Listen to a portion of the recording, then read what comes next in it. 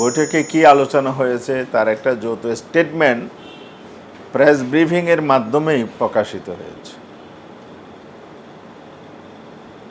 আর সেখানে প্রেস ব্রিফিংয়ের আয়োজনটাও এটা রাজনৈতিক দল ভার্সাস চিফ অ্যাডভাইজার বা তার প্রতিনিধি, এটা আমরা সঠিক মনে করি না।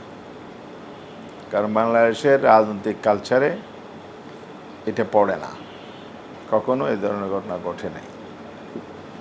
এ ধরনের ব্রিফিং, এ ধরনের যৌথ স্টেটমেন্ট রেওয়াজ অনুযায়ী দুটি রাষ্ট্র বা সরকারের মধ্যে যখন কোনো চুক্তি হয়, বাইলেটারাল এগ্রিমেন্ট হয়, তখন সেই দেশের নাগরিকদেরকে জানানোর জন্য, বিশ্ববাসীকে জানানোর জন্য দুটি রাষ্ট্রের সম্পর্ক সম্পর্কে ব্রিফ করা হয়, চুক্তি সম্পর্কে ব্রিফ করা হয়।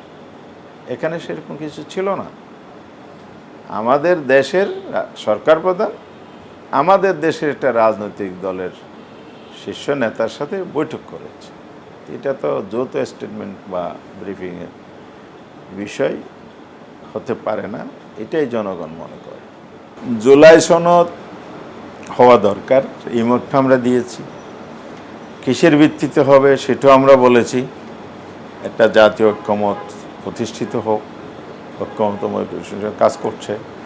ফার্স্ট রাউন্ডের আলোচনা শেষ হয়েছে, সেকেন্ড রাউন্ড চলতেছে। তো আমরা আশাবাদী ঐক্যমতের ভিত্তিতে একটা জুলাই সনদ হবে। তো জুলাই সনদ সম্পন্ন করেই নির্বাচন প্রক্রিয়া শুরু করার জন্য আমরা দাবি করেছি। বিশেষ করে মৌলিক সংস্কারের কথা আমরা বলেছি।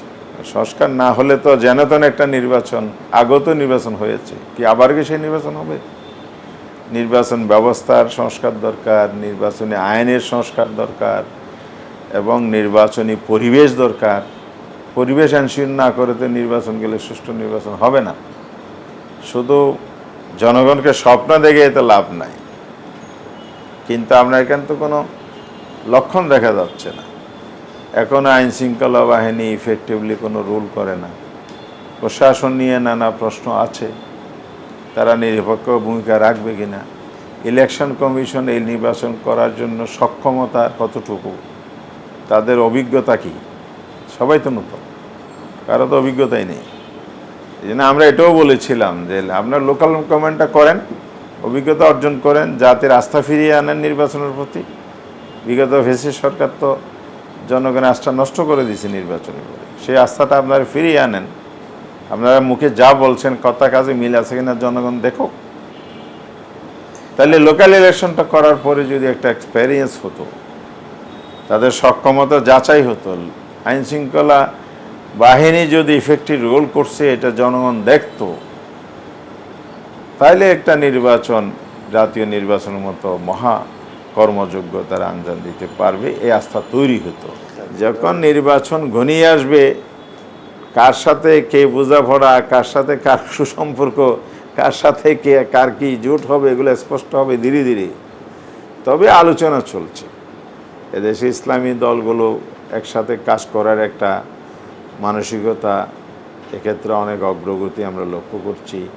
দেশপ্রেমিক গণতান্ত্রিক অনেকগুলো রাজনৈতিক দল আছে যাদের সাথে আলোচনা হচ্ছে, কথা হচ্ছে, কাছাকাছি পর্যায়ে আমরা আলোচনা নিয়ে এসেছি। তো এগুলো স্বাভাবিকভাবে যদি ইলেকশনের একটা সময় দিনকাল কাছাকাছি আসে, তখন ফাইনাল শেপ নেবে। তখনই বলা যাবে যে জোটবদ্ধ হচ্ছে কি হচ্ছে না, এটা তখনই আমরা বলতে পারি।